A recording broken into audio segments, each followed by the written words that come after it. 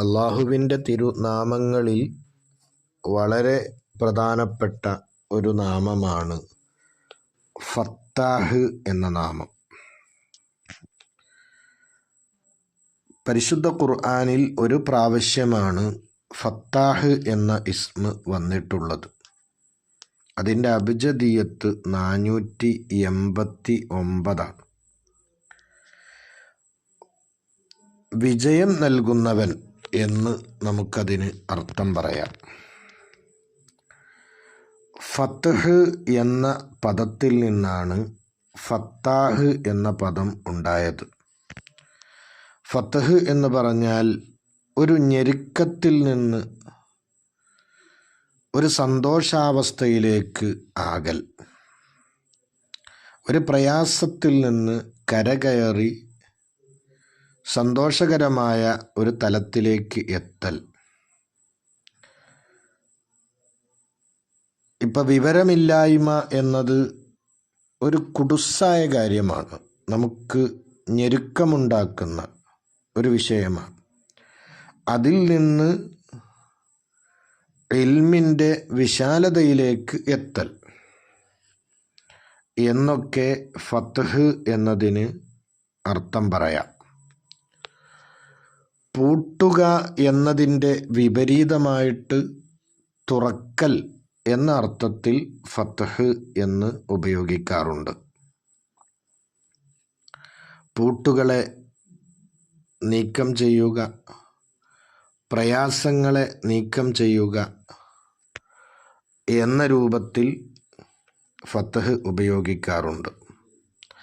അപ്പോൾ ഫത്താഹ് എന്ന ആ മഹത്തായ നാമം കൊണ്ട് ഉദ്ദേശിക്കുന്നത് അല്ലാഹു തആല അല്ലാഹുവിൻ്റെ ഉദ്ദേശം കൊണ്ട് എല്ലാ അടഞ്ഞു കിടക്കുന്നതും തുറക്കുന്നു. എല്ലാ ഖൈറിൻ്റെ വാതിലുകളും നന്മയുടെ കവാടങ്ങളും അല്ലാഹു അവൻ്റെ അടിമകൾക്ക് തുറന്നു കൊടുക്കുന്നു. പ്രയാസകരമായ പല വിഷയങ്ങളും അല്ലാഹു തആല അവൻ്റെ അടിമകൾക്ക് എളുപ്പമാക്കി കൊടുക്കുന്നു എന്നൊക്കെയാണ് ഇതിന് പണ്ഡിതന്മാർ നൽകിയിട്ടുള്ള വിശദീകരണം. ഇനി ഫത്ഹ് തുറന്നു കൊടുക്കൽ, അത് രണ്ട് വിധത്തിൽ ഉണ്ട്. ഒന്ന്, നമ്മുടെ ബസർ കൊണ്ട് നമുക്ക് അനുഭവിക്കാൻ കഴിയുന്ന തുറക്കൽ. ബസർ എന്ന് പറഞ്ഞാൽ നമ്മുടെ കണ്ണുകൊണ്ട്, ബാഹ്യമായ കണ്ണുകൊണ്ട് നമുക്ക് കാണാൻ സാധിക്കുന്ന തുറക്കൽ. ഇപ്പോൾ ഒരു വാതിൽ അടക്കപ്പെട്ടതായിരുന്നു, അതിനെ നമ്മൾ തുറക്കുമ്പോൾ നമുക്കത് കണ്ണുകൊണ്ട് കാണാൻ കഴിയുന്ന ഒരു തുറക്കലാണ്. എന്നാൽ മറ്റൊരു ഫത്ഹ് തുറക്കൽ ബസീറത്ത് കൊണ്ട് മാത്രം കാണാൻ സാധിക്കുന്നതാണ്. ബസീറത്ത് എന്ന് പറഞ്ഞാൽ ഹൃദയത്തിൻ്റെ കാഴ്ച, ഉൾക്കാഴ്ച എന്നാണ് അർത്ഥം. ഇൽമുകൾ, അറിവുകൾ, ജ്ഞാനങ്ങൾ, അതിലൂടെ നമുക്കുണ്ടാകുന്ന ആ ഒരു ഫത്ഹ്, അത് നമ്മുടെ ബാഹ്യമായ കണ്ണുകൊണ്ട് നമുക്ക് കാണാൻ കഴിയാത്തതാണ്, ആന്തരികമായ കണ്ണുകൊണ്ട് മാത്രം മനസ്സിലാക്കാൻ സാധിക്കുന്നതാണ്. അപ്പോൾ ഫത്ഹ് രണ്ട് വിധമാണ്. ആ രണ്ട് വിധത്തിലുള്ള ഫത്ഹും അടിമകൾക്ക് നൽകുന്നവൻ എന്നാണ് ഫാത്തിഹ് എന്ന് പറഞ്ഞാൽ അർത്ഥം. ഫത്താഹ് എന്ന് പറയുമ്പോൾ ഫത്ഹ് അടിമകൾക്ക് നൽകിക്കൊണ്ടേയിരിക്കുന്നവൻ എന്ന അർത്ഥം അതിന് വരുന്നു. ഇത് അല്ലാഹുവിൻ്റെ ഫിഅലിയായ ഒരു വിശേഷണമാണ്. അടിമകൾക്ക് പ്രയാസങ്ങളിൽ നിന്ന് ഒരു തുറസ് കൊടുക്കൽ അല്ലാഹുവിന് നിർബന്ധം ഒന്നുമില്ല. ഉദ്ദേശിച്ചാൽ ചെയ്യാം, അങ്ങനെയുള്ള ഒരു വിശേഷണമാണ് ഫത്താഹ് എന്നത്. ഈ മഹത്തായ ഇസ്മുമായി ബന്ധം പുലർത്തേണ്ടത് നമ്മുടെ ഖൽബ് അല്ലാഹു അല്ലാത്തതിനോട് ബന്ധിക്കാതിരിക്കുക എന്നതിലൂടെയാണ്. കാരണം എല്ലാ വിഷയങ്ങളും തുറന്നു തന്നുകൊണ്ടേയിരിക്കുന്നവനാണ് എൻ്റെ സൃഷ്ടാവായ അല്ലാഹു എന്ന് ഒരു മനുഷ്യൻ അറിയുകയും ഉൾക്കൊള്ളുകയും മനസ്സിലാക്കുകയും ചെയ്താൽ എല്ലാ കാര്യത്തിലും അവൻ അല്ലാഹുവിനെ ആശ്രയിക്കുന്നു. അല്ലാഹുവുമായി അഭേദ്യമായ ബന്ധം അവൻ ഉണ്ടാക്കുന്നു. അവൻ്റെ ഹൃദയം പിന്നെ മറ്റുള്ള വസ്തുക്കളുമായി ബന്ധപ്പെടുകയില്ല. കാരണം തനിക്ക് ലഭിക്കാനുള്ള എല്ലാ കാര്യങ്ങളും, തനിക്ക് ലഭിക്കാനുള്ള എല്ലാ വിജയങ്ങളും, തൻ്റെ മുന്നിൽ അടഞ്ഞു കിടക്കുന്ന ഏതൊരു വിഷയം തുറക്കലും അതൊക്കെ അല്ലാഹുവിൽ നിന്ന് മാത്രമാണ് എന്ന ഒരു ബോധത്തിലേക്ക് എത്തുമ്പോൾ തീർച്ചയായും അവൻ്റെ ഖൽബ് അല്ലാഹു അല്ലാത്തവരോട് ബന്ധിക്കുകയില്ല. അപ്പോഴാണ് ഹസ്ബി റബ്ബി ജല്ലല്ലാ മാഫി ഖൽബി ഗൈറുല്ലാ ആ ഒരു തലത്തിലേക്ക് അവന് ഉയരാൻ കഴിയുക. എനിക്കെൻ്റെ റബ്ബ് മതി. ആ റബ്ബ് വലിയ ഉന്നതമായ അവസ്ഥയിലുള്ള റബ്ബാണ്. മാഫി ഖൽബി എൻ്റെ ഹൃദയത്തിൽ ഇല്ല ഗൈറുല്ലാഹി അല്ലാഹു അല്ലാത്ത മറ്റൊന്നും എൻ്റെ മനസ്സിലില്ല. മറ്റൊന്നിനോടും എൻ്റെ ഖൽബിന് ബന്ധം പുലർത്തേണ്ടതുമില്ല. ആ ഒരു തലത്തിലേക്ക് ഒരു മനുഷ്യൻ എത്തലാണ് ഈ ഇസ്മുമായി അവൻ ബന്ധം ഉണ്ട് എന്നതിൻ്റെ തെളിവ്. ഫത്താഹ് എന്ന ഇസ്മുമായി തഖല്ലുക്ക് ആകൽ, സ്വഭാവം ശ്രദ്ധിക്കൽ. മഹത്തുക്കളായ പണ്ഡിതന്മാർ പറഞ്ഞു, സൃഷ്ടികൾക്ക് പ്രയാസകരമായ കാര്യങ്ങളെ എളുപ്പമാക്കി കൊടുക്കാൻ ഓരോരുത്തരും തയ്യാറാകേണ്ടതുണ്ട്.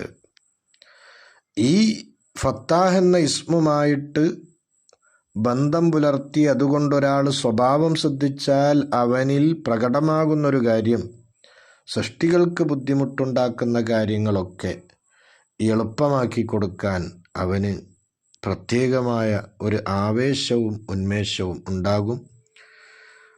അതേപോലെ തന്നെ അവൻ്റെ സർവകാര്യങ്ങളിലും അവൻ അള്ളാഹുവിനെ ഭരമേൽപ്പിക്കുകയും അള്ളാഹുവിലേക്ക് അവൻ്റെ കാര്യങ്ങൾ ഏൽപ്പിക്കുകയും അള്ളാഹുവിലേക്ക് എപ്പോഴും ആവശ്യമുള്ളവനാണ് താൻ എന്ന ഒരു ബോധത്തിലേക്ക് എത്തുകയും ചെയ്യും.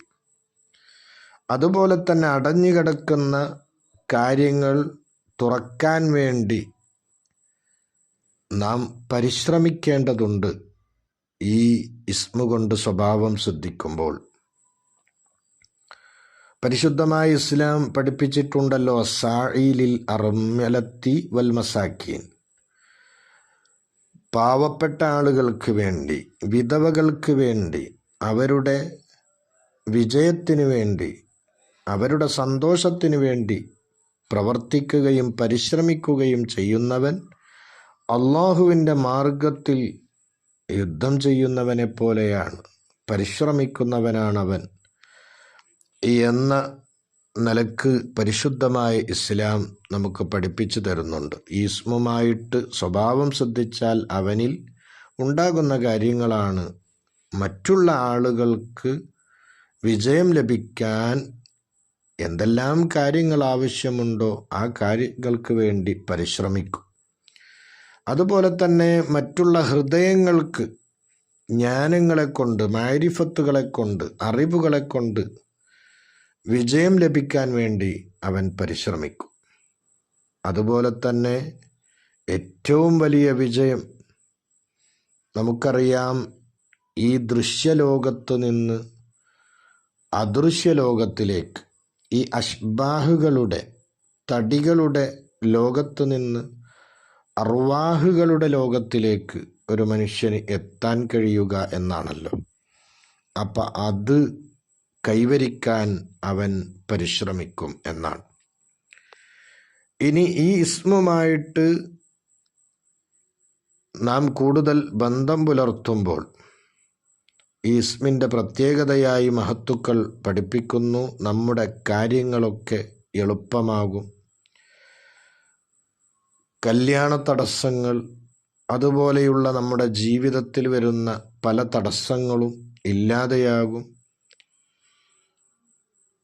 ഖൽബിന് പരിപൂർണമായ ത്വഹാറത്ത്, ശുദ്ധി ഉണ്ടാകും. നമ്മളുടെ ശരീരത്തിൽ അല്ലാഹു തആല നൽകിയിട്ടുള്ള സിറ് അത് പ്രകാശപൂരിതമാകും. സിറ് എന്ന ഒരു വസ്തു നമ്മളിൽ ഉണ്ട്.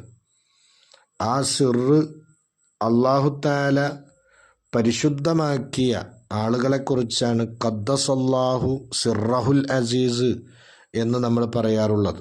അള്ളാഹുവിൻ്റെ ഔലിയാക്കളുടെ പേര് കേൾക്കുമ്പോൾ ഔസ് മുഹിയുദ്ദീൻ അബ്ദുൽ ഖാദർ ജീലാനി ഖദ്ദസല്ലാഹു സിറഹുൽ അസീസ്, അവരുടെ സിറിനെ അള്ളാഹു തഖദീസാക്കിയിട്ടുണ്ട്, പരിശുദ്ധമാക്കിയിട്ടുണ്ട് എന്നാണല്ലോ അതിൻ്റെ അർത്ഥം. അപ്പം നമ്മളിലുള്ള സിറിന് പ്രകാശം ഉണ്ടാകാൻ യാ ഫത്താഹു യാ അല്ലാഹ് എന്ന ദിക്ർ അധികരിപ്പിച്ചാൽ മതി.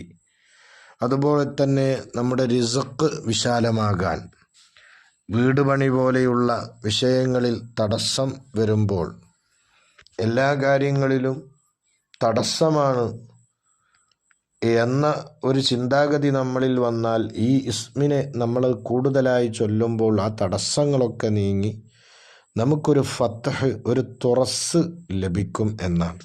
അള്ളാഹു അനുഗ്രഹിക്കട്ടെ. ആമീൻ.